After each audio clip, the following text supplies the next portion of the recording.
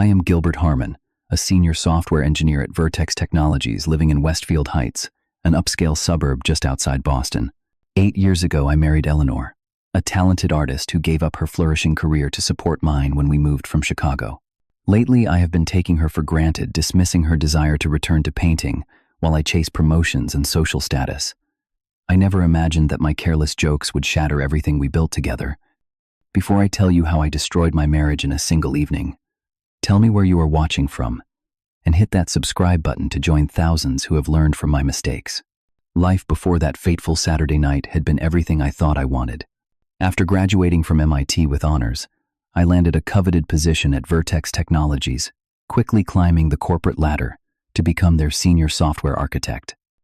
The stock options alone had made us financially comfortable in ways I never imagined growing up in my middle-class neighborhood in Ohio.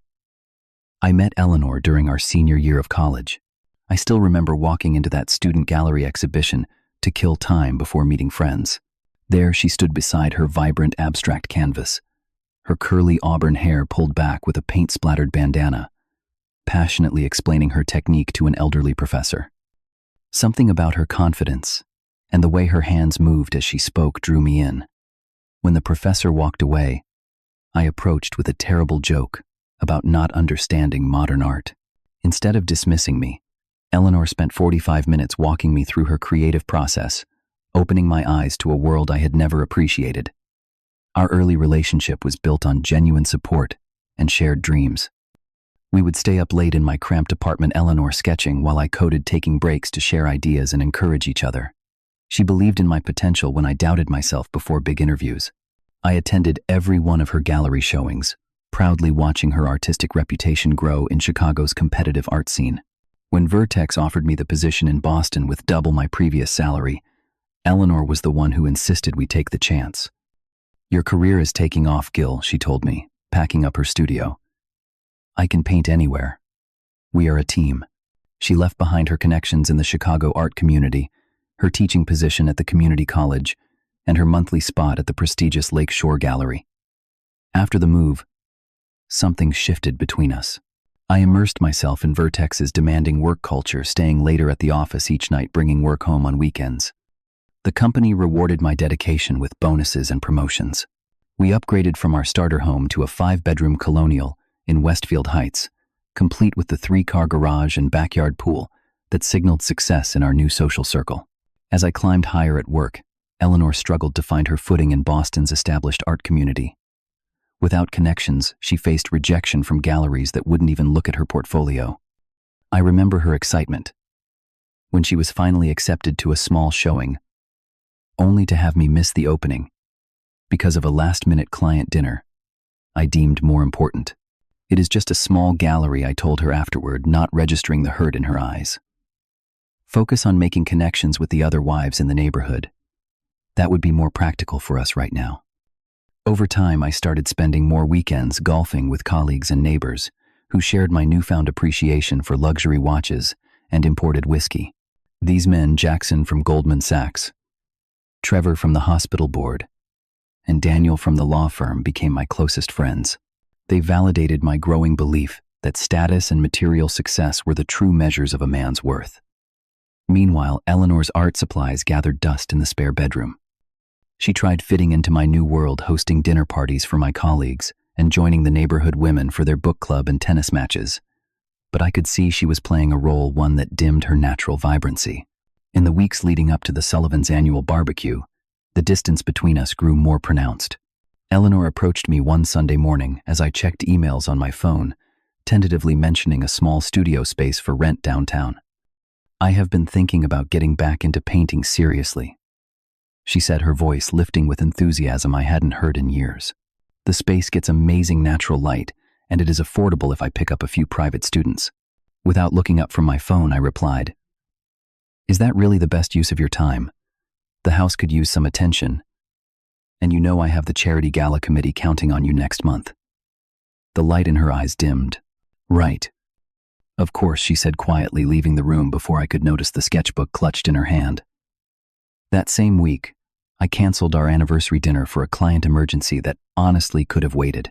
When I came home at midnight, I found Eleanor asleep on the couch, a half-empty wine glass beside her, wearing the new dress she had bought for our night out.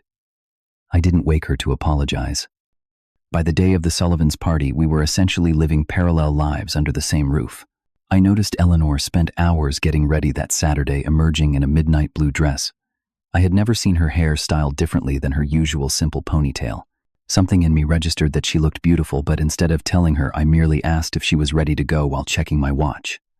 The Sullivans' home was even more impressive than ours, with its professionally landscaped 3-acre lot and newly renovated kitchen that had been featured in a regional home magazine. Walking through their grand entrance, I immediately felt that familiar mix of admiration and competitive envy that drove so much of my behavior those days. Eleanor squeezed my hand as we entered. "Let us try to have fun together tonight," she said with a smile that reminded me of our early days. "I have missed you lately." I squeezed back half-heartedly, already scanning the room for Jackson and the others.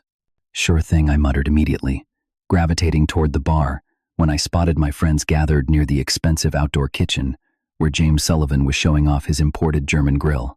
Eleanor tried joining conversations throughout the evening, bringing thoughtful hostess gifts and asking genuine questions about the other guests' families and interests.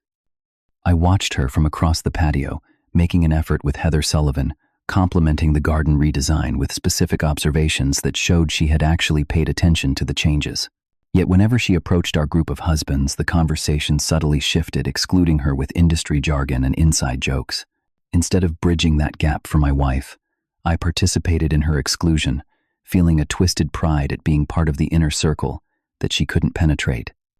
It started innocently enough by the massive stone fire pit where James was grilling imported Wagyu steaks. Jackson made a joke about his wife's obsession with redecorating, and suddenly we were all trading complaints about married life. In retrospect, there was a competitive edge to these jokes, each man trying to outdo the others with evidence of his patience and forbearance. When Trevor mentioned how his wife had accidentally shrunk his favorite cashmere sweater, I saw my opening to join in. "You think that is bad?" Eleanor once tried hosting that dinner for my boss and burned everything except the salad. We ended up ordering pizza while she cried in the bathroom. The guys laughed, and I felt that surge of belonging that had become so addictive. I should have stopped there. Something in me registered Eleanor standing nearby with Amanda from across the street, her body language stiffening at my words, but the approving chuckles from my friends were like a drug pushing me to continue despite the twinge of guilt. "Remember that holiday party last year?" I continued, lowering my voice, conspiratorially. Eleanor spent 15 minutes talking to the CEO's wife about abstract expressionism before realizing she was talking to the catering manager. More laughter, louder this time. Daniel clapped my shoulder. "At least your wife is decorative," he said with a smirk that should have disgusted me. "My Jennifer gained 30 pounds after the twins and still has not lost it." Not to be outdone, I took another swig of 18-year-old scotch and leaned in. "Eleanor still looks great. I will give her that. But sometimes I wonder if I would have been better off with someone more practical. Someone who understands the real world instead of living with her head in the clouds." The group moved to the elevated patio area, where the wives had gathered around the outdoor fireplace. Eleanor was seated at the edge of the group, nursing what appeared to be the same glass of wine she had started with. I could see her clearly now, though. In my slightly intoxicated state, I failed to register that she could hear every word. "You know what the real shame is," I continued, emboldened by alcohol and male approval. Eleanor actually had talent. She was making a name for herself in Chicago before we moved. Now she just drifts around the house talking about missing her creative outlet while I work 60-hour weeks. Jackson raised an eyebrow. She was an artist. Could she actually sell anything? I snorted dismissively. A few pieces to her friend's parents. Nothing serious. I think she finally realized painting does not pay for vacations in Aspen. Trevor laughed too loudly. My wife wanted to open a boutique fitness studio. I told her the only six-pack I care about is in the fridge. The conversation devolved further, each confession more cruel than the last. I revealed private insecurities Eleanor had shared with me in our most intimate moments, her fear that she had wasted her potential, her struggle to fit in with the neighborhood wives, even her concern that my mother had never truly accepted her. Last Christmas, I said, my voice carrying clearly across the patio, She spent 3 days making this elaborate handmade gift for my mother, some kind of mixed media thing with photos of us throughout the years. Mom called me later asking if Eleanor was having some kind of breakdown because normal people just buy perfume. Eleanor's friend Tracy, who had joined us from the neighborhood book club, attempted to change the subject. "Hey, did anyone see that new exhibition opening downtown? I heard it is spectacular." I steamrolled right over her intervention. You know what is really sad? Sometimes I look at her sketchbooks and think about what a waste it all is. All that education, all that supposed talent, and what does she have to show for it? A bunch of half-finished canvases gathering dust while she plays housewife. The final words had barely left my mouth when I realized the patio had fallen eerily silent. I turned to see Eleanor standing up slowly from her seat, her wine glass placed deliberately on the side table. Her face was composed, but her eyes held a coldness I had never seen before. The entire party seemed to freeze as she walked deliberately toward our group, her footsteps audible on the stone pavers. My friends shifted uncomfortably, suddenly finding their drinks fascinating. "Just joking around, Han," I said with a dismissive laugh that sounded hollow even to my own ears. Eleanor's voice was steady when she finally spoke. Are you really just joking, Gilbert? Because it sounded to me like you were sharing your honest opinion about our marriage and my worthless existence. Come on, you know how guys talk." I attempted looking around for support that had suddenly evaporated. "We all say stupid things sometimes. I have been sitting right there," Eleanor said, pointing to her seat barely 20 feet away, listening to you mock everything about me for the past 30 minutes. Was any of it just a joke? The part about my failed career, my social awkwardness, the Christmas gift I spent weeks creating for your mother. The other guests began to drift away, creating the illusion of privacy while remaining close enough to witness my humiliation. I realized with growing horror that this was not going to be smoothed over with a quick apology and flowers tomorrow. Eleanor stood before all of us, her posture straight and dignified, despite the slight tremor in her hands. When she spoke again, her voice carried across the now silent patio. 8 years ago, she began. I was being considered for a residency at the Art Institute of Chicago. My solo show had sold out and 2 galleries were competing to represent me exclusively. She turned slightly to address the onlookers as well as me. I turned it all down because Gilbert received an offer from Vertex Technologies that would launch his career. I packed my canvases and supplies, said goodbye to my students and colleagues, and followed him to Boston because that is what partners do. They sacrifice for each other's dreams. My mouth went dry as I watched our private history being laid bare before our entire social circle. Eleanor continued, her voice growing stronger. When we arrived here, Gilbert worked 80-hour weeks establishing himself. I supported him, completely managing our home, entertaining his colleagues, editing his presentations, even helping code a prototype when he missed a deadline. She looked directly at Jackson, whose eyebrows rose in surprise. Yes, that prototype that helped secure the Thompson account 3 years ago. I stayed up for 2 nights straight helping Gilbert finish it while he fought the flu. She turned back to me, her eyes clear and resolute.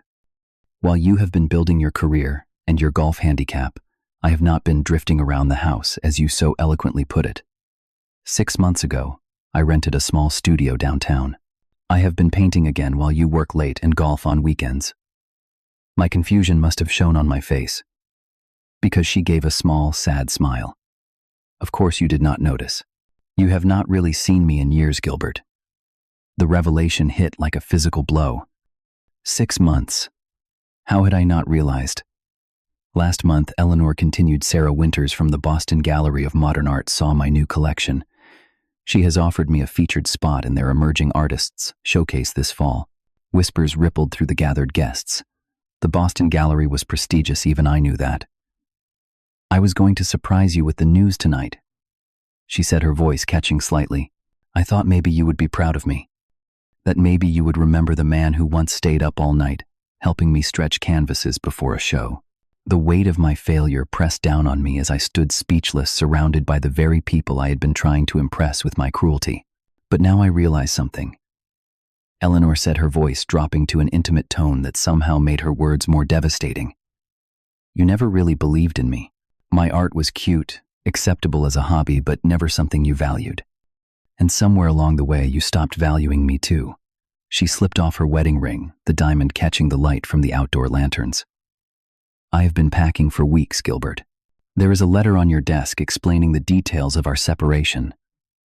I already signed a 6-month lease on an apartment near my studio. My legs nearly buckled as the full impact of her words hit me. Eleanor, wait. You cannot just, I can. And I am.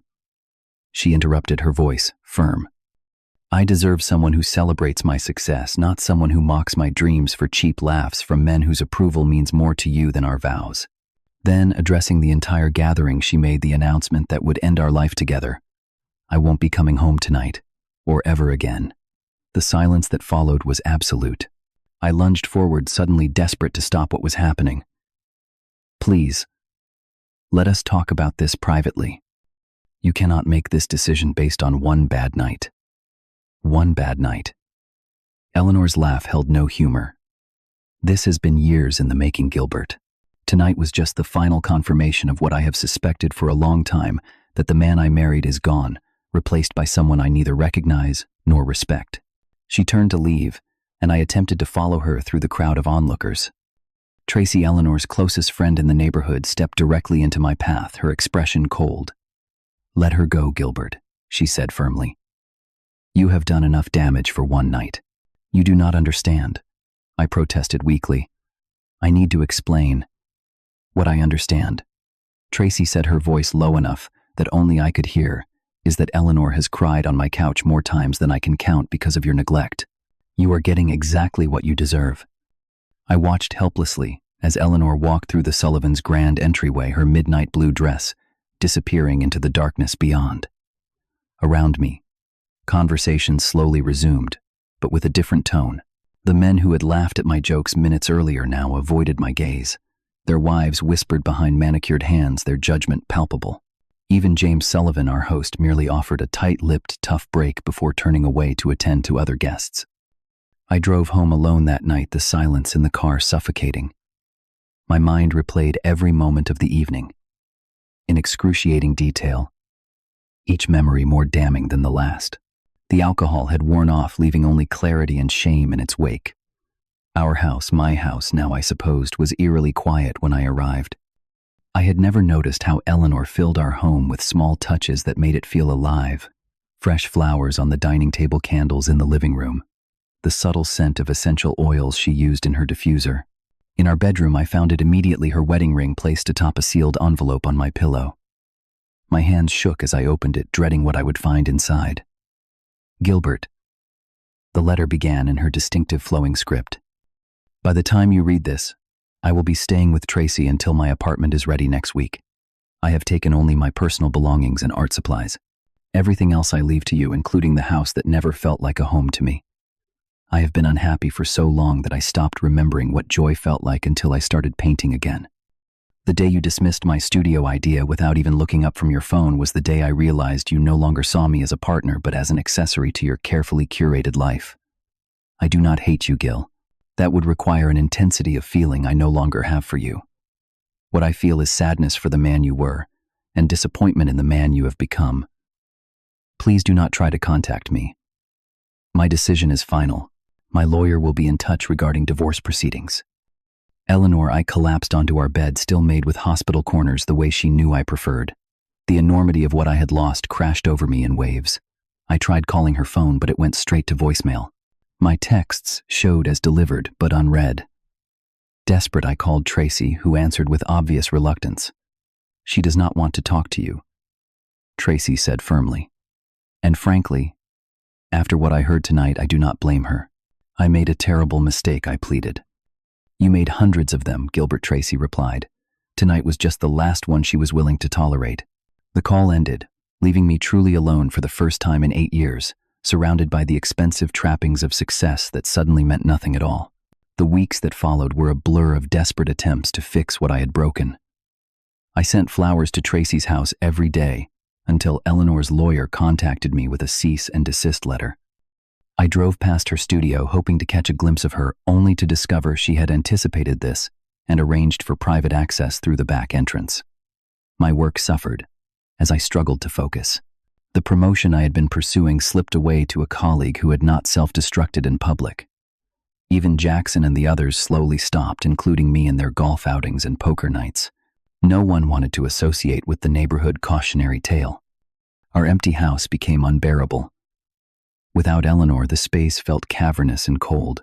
I would find myself standing in the doorway of her former studio space, staring at the faint paint splatters on the hardwood floor, the only evidence that an artist had once lived there. One night, exactly 1 month after the party, I found myself sitting alone at our dining room table on what would have been our 9th anniversary. I had ordered takeout from the Italian restaurant where we had our first date in Boston, an attempt at nostalgia that only heightened my misery. In a moment of clarity, I called the one person who had always been brutally honest with me, my mother. "I have made a terrible mistake, Mom," I said. When she answered, Eleanor left me. There was a long pause before she responded. "What did you do, Gilbert?" I spilled everything.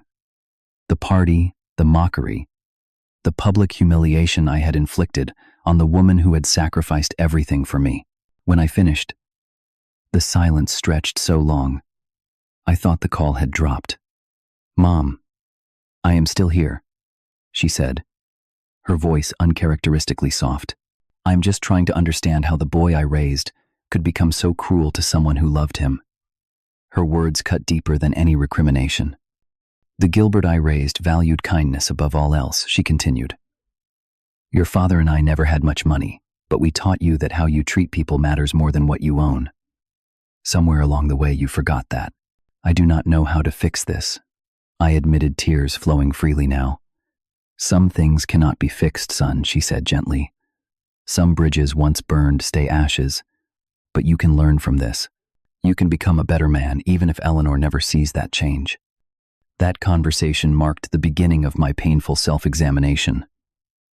I started seeing a therapist who specialized in personal growth. After relationship trauma, Dr. Harris asked questions that forced me to confront the person I had become.